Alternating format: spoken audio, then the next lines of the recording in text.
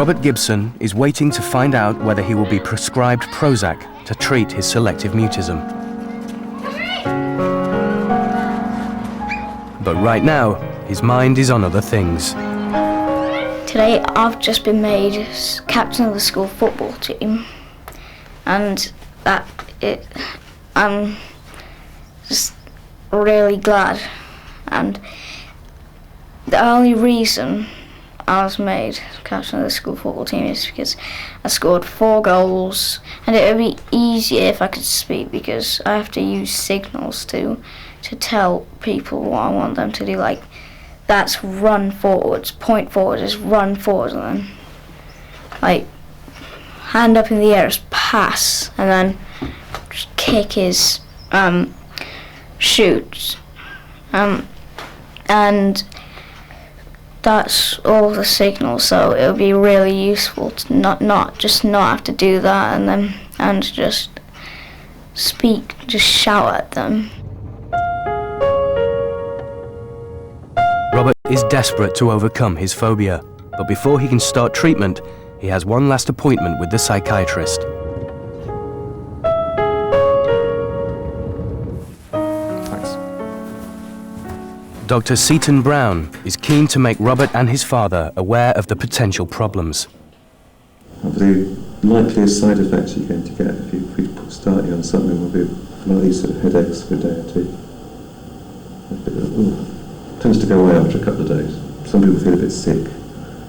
Some people get very sweaty and a runny nose and things like that. Sometimes your heart can speed up. But they don't seem to do anything really horrible to anybody. But we need to start very slowly, because they can make people feel worse before they feel better, with anxiety, with worry. And also your 9. Big things in the formulary is it's not recommended under 12 years old. To prescribe medication for people in a situation where it might be helpful and might bring around quite a significant change in their life and stop their development being hindered is probably a good thing. But I think it needs to be done cautiously and thoughtfully. There has been worries about the group of drugs that Prozac belongs to causing aggression, suicidal behaviour, suicidal thinking in young people. But that has mostly been when they've been treated for depression, and it has to be borne in mind. But so far, Prozac seems to be relatively safe. The biggest problem is it might do nothing. But what I would hope it will do is suddenly you finding yourself less worried, able to talk, able to do more, because you feel like it. You're a bit slightly worried or not? Yeah, you don't mind feeling a bit funny if it makes a difference, but you've got to do a bit as well, didn't he? He said he made that quite clear, didn't he? It's not going to be something like Harry Potter's magic and suddenly you start speaking. It's you've got to feel that you want to do it as well. Certainly with the football captaincy coming up, I think this is a perfect opportunity.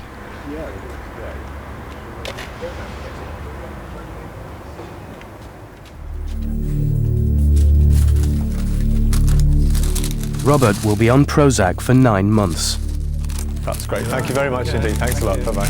Robert isn't depressed. His problem is to do with anxiety. And by reducing it, the drug may be able to release him from his crippling phobia. Well, we don't measure that because we've got to use that to suck it up. Right. You know. Do that. Oh, not really know what to do. Well, it doesn't taste. Oh, that's really minty. Yeah, well, that's all right. Look, let me. Do you want me to do it? No. Right, well, hurry up then, come on.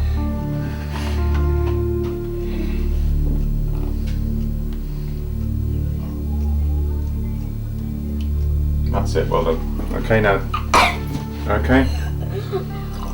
Alright, that's brilliant, well done. Put it down. Well done. Oh, that is Right, so well, disgusting. it's better work then, doesn't it, now? If you find it like that, you've got a few more days of that to go. Oh.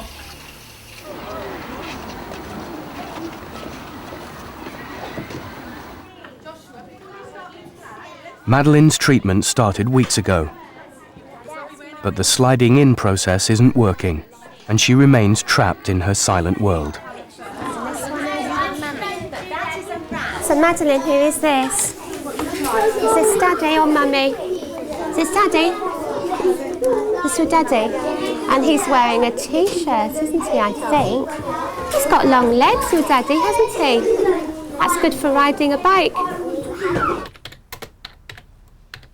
In an attempt to break the deadlock, Madeline's mum is contacting Maggie Johnson, the speech therapist who wrote the manual. She's hoping Maggie will be able to give her some answers.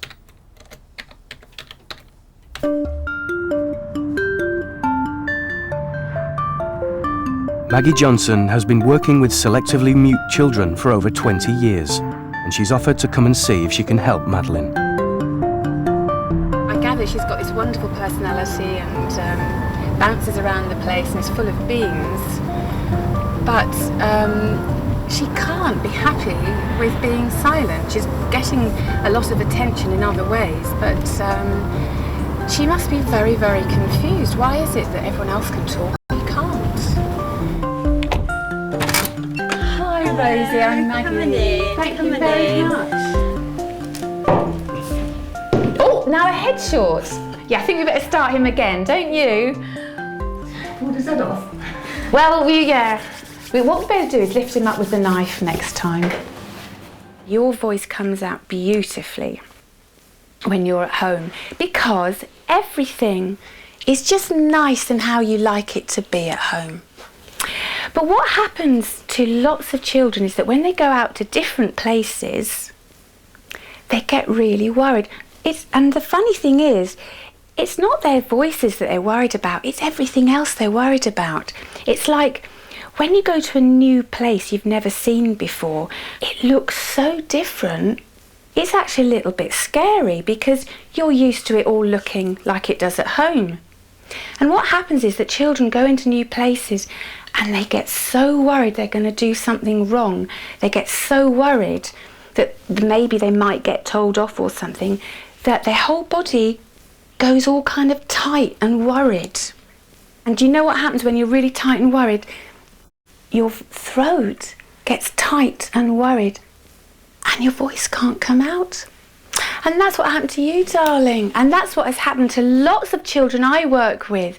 They've got the most beautiful voices, but when they were little, they went into different places and they got worried about the other places, and they got so worried their bodies got tight and then their throats got tight and their voices wouldn't come out. And poor them. But it's okay because we know how to put it right. I felt Madeline was really brave. I know how she was feeling because I could feel her when I was sitting with her like that.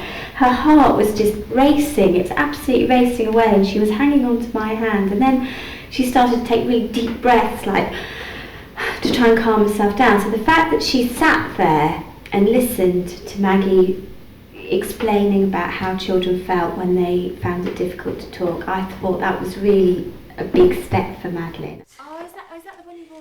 Maggie thinks it might be helpful to show Rosie how sliding in can work, but Madeline is refusing to take part. Right, there we are. Ram. Oh no. Oh, lamb. Maggie decides to go ahead anyway, with Madeline's sister as a stand-in. Oh, aren't you a lucky girl? Okay.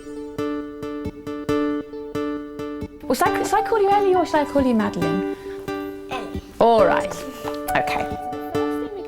As soon as I started to do it with Ellie, Madeline came in the room and she gradually came round until she was sitting right by me, and I knew she really wanted to play. So we'll put repeat with Madeline. All right, I'll shut the door. Even though Madeline knows she's being overheard by a stranger, she does something she's never done before.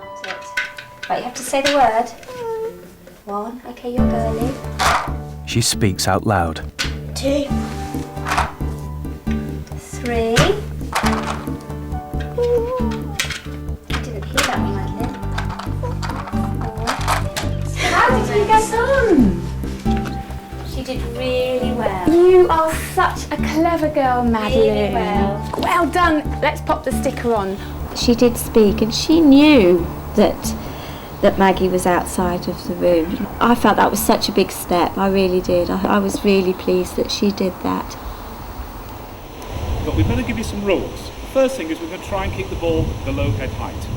So we don't want it. Robert's been taking Prozac for a month, and he also seems to be progressing. As captain of the football team, he wants to be able to give instructions to his players. We're trying to encourage him to communicate verbally. Now, at the moment, he is starting to make sounds on a football pitch, indicating he'd like the ball being passed to him. But we have talked about the fact that he needs to be choosing the positions for the children to play in. And so we're some way of getting him in a situation where he has to organise this. I think if he can get himself lost in the football and it goes well, so I mean obviously if he can score a goal, I'm hoping that he can say something.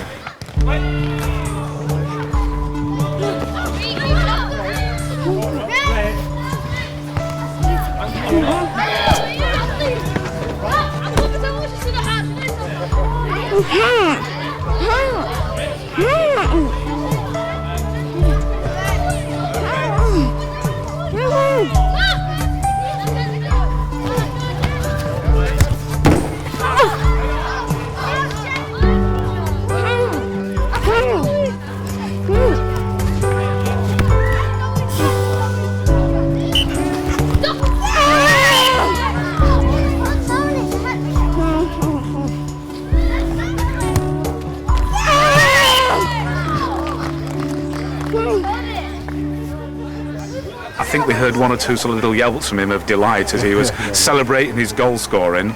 But no, I think it's been a good experience for him, and hopefully we can take it on from here and we'll see what happens. Roberts scored 4 goals, and although he hasn't said a word, he has managed to make noises on the pitch for the first time.